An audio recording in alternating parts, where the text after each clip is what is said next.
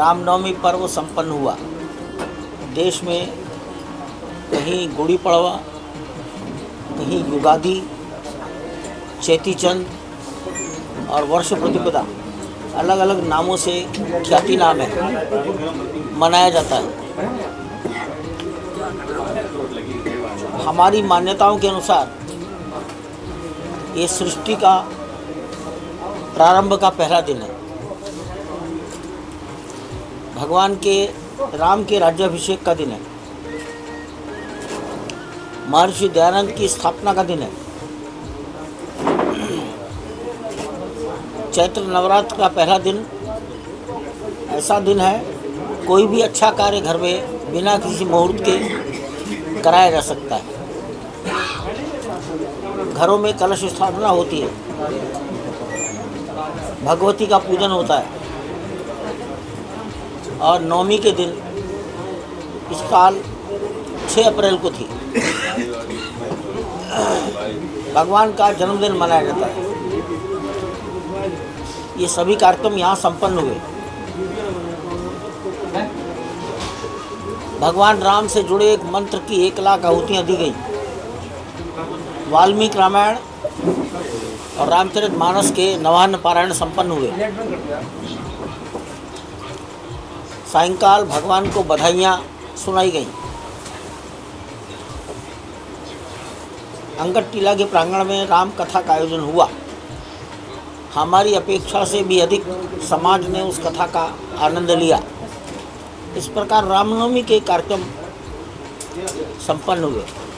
कथक नृत्य प्रस्तुत करने के लिए भी 2 टोलियां आईं। कथक नृत्य प्रस्तुत किया भगवान को। कथक नृत्य यज्ञशाला की बगल में किया गया। यज्ञशाला की बगल में एक टीन शेड है, वहाँ पर ये आयोजन हुए। रामनवमी पर आपको बुलाकर अपनी शुभकामनाएं आप सबको, आपके परिवारों के लिए दी जाए। रामनवमी पर कुछ प्रसाद ट्रस्ट की ओर से बनवाया गया, बाजार से नहीं खरीदा, इसलिए हम अपनी रुचि के अनुसार उसकी क्वालिटी मेंटेन कर पाए। वो प्रसाद भी आपको मिल जाए, एक साथ मिल जाए। आज भी जो छूट जाएंगे फिर मिल जाएगा। ऊपरी मंजिल पर राम दरबार, परकोटा में 6 मंदिरों की स्थापना, प्रतिमाएं, सूर्य, भगवती, अन्नपूर्णा, शिवलिंग, गणपति और हनुमान जी।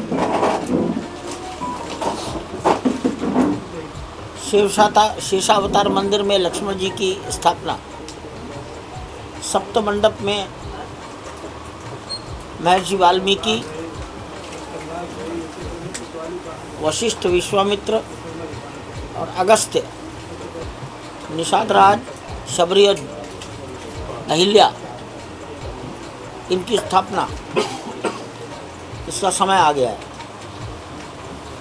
मूर्तियाँ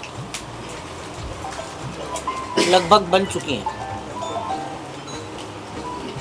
मूर्तियों का श्रृंगार, वस्त्र, आभूषण, ये सब तैयार हो रहे हैं, अंतिम स्टेज में है। तुलसीदास जी की प्रतिमा का स्थापना हो चुकी है। यात्री सुविधा केंद्र का मंडप, 1 लाख, 2 लाख, 4 लाख जो भी आदमी मंदिर के दर्शन करने प्रवेश करेंगे वो तुलसीदास जी के दर्शन अवश्य करेंगे। ये सभी प्रतिमाएं सफ़ेद रंग के मकरना मार्बल की हैं।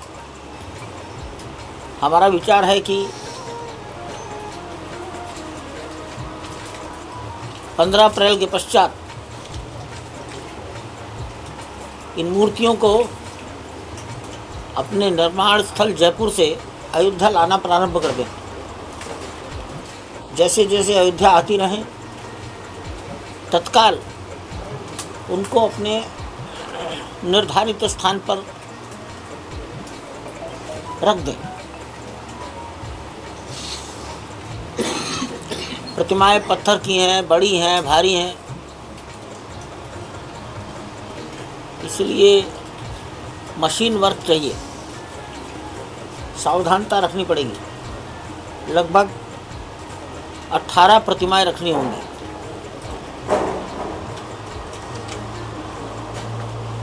तो इसमें कुछ दिन लग सकता है, एक दिन में संभव ही नहीं है। लार्सन टुब्रो इस काम को संपन्न करेगा। 30 अप्रैल को अक्षय तृतीया है, अत्यंत शुभ दिन है। हमारा सुझाव विचार है कि 30 अप्रैल अक्षय तृतीया के दिन राम दरबार को अपने स्थान पर प्रवेश करा दें, पहली मंजिल का गर्भगृह। ये सब तैयारियां हैं, सब अपने स्थान पर स्थापित हो जाएंगी। तब जून मास में कोई दिन सोचेंगे, सभी ट्रस्टी आ जाएंगे और एक साथ प्राण प्रतिष्ठा कर दी जाए। प्राण प्रतिष्ठा का आयोजन 3 दिवसीय होगा। जो भी प्रमुख दिन तय होगा उसके 2 दिन पहले से शुरू करेंगे। जलवास, अन्नवास, औषधिवास, शैयावास। लेकिन जून में इस काम को अवश्य ही संपन्न करेंगे। संभवतः शेषावतार मंदिर उसको बाद में करना पड़ेगा। ऐसा लगता है कि अप्रैल का अंत आने तक जितनी टावर क्रेन काम कर रही हैं उनको वहाँ से अब शिफ्ट कर देंगे, हटा देंगे। टावर क्रेन हटने का मतलब है अंदर अब कोई निर्माण कार्य नहीं होना, और इसलिए परकोटा उत्तर और दक्षिणी दिशा में जो हमने अधूरा छोड़ रखा है, उस परकोटे को निर्माण करना प्रारंभ करेंगे। उत्तर दक्षिण दिशा का परकोटा जो अभी तक छूटा हुआ है, वहीं से मशीनें पास होती हैं। एक बार अंदर का काम पूरा होना आवश्यक है, यानी मंदिर का पहला तल, ये कार्य सब संपन्न हो गया तो मशीनें वहाँ से हटा ली जाएंगी। रामनवमी के दिन आपने सूर्य तिलक देखा होगा। ये सूर्य तिलक की कल्पना माननीय प्रधानमंत्री जी की कल्पना है। सूर्य तिलक मैं समझता हूँ उत्तर भारत में अपने में एक बहुत ही अद्भुत प्रयोग है, यूनिक है। और इसके लिए एस्ट्रोलॉजी, एस्ट्रोफिजिक्स के वैज्ञानिक गण, CBRI के वैज्ञानिक और इंजीनियर्स, ऑप्टिका के इंजीनियर्स, और प्रसार भारती, दूरदर्शन के सब अधिकारीगण संपूर्ण समाज की ओर से बधाई के पात्र हैं। हम उन्हें बधाई, बहुत अच्छा हुआ, सबका मान बढ़ा, इतना ही हम कह सकते हैं। हमारी उम्मीद है कि हम संपूर्ण मंदिर